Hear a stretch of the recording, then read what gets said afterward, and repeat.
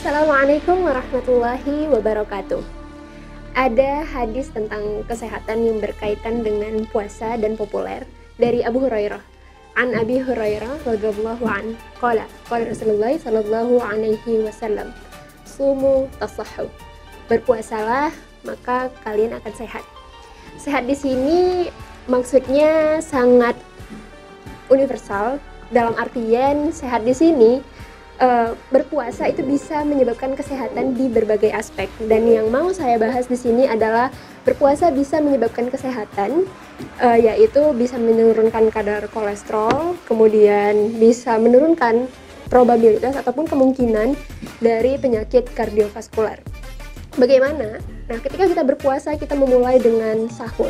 Nah, ketika sahur kita itu mendapatkan asupan glukosa yang nantinya sebagai bahan bakar untuk kita beraktivitas. Nah, nantinya glukosa ini itu akan diambil tubuh dan akan dicadangkan ke dalam otot, ke dalam hati dalam bentuk glikogen. Nah, kemudian dicadangkan lagi dalam bentuk lemak. Ketika kita beraktivitas di siangnya, cadangan-cadangan inilah yang akan diambil tubuh, yaitu dari glukosa di hati, di otot dalam bentuk glikogen, dan yang nantinya dalam bentuk lipid ataupun lemak.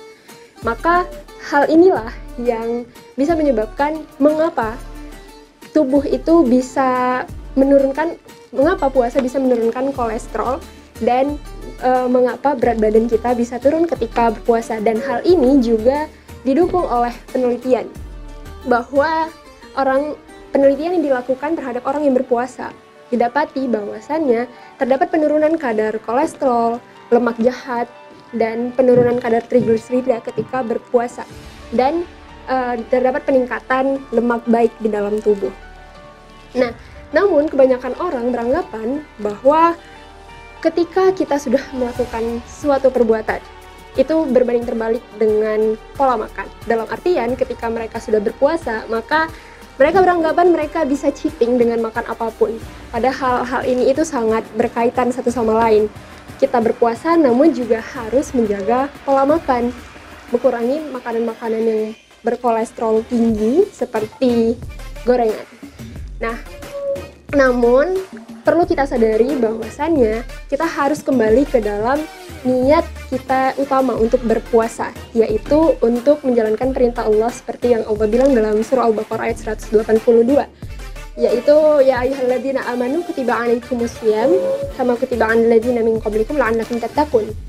Maka kita harus meluruskan niat kita untuk menjalankan perintah Allah supaya kita bertakwa, supaya kita termasuk golongan orang-orang yang muttaqin.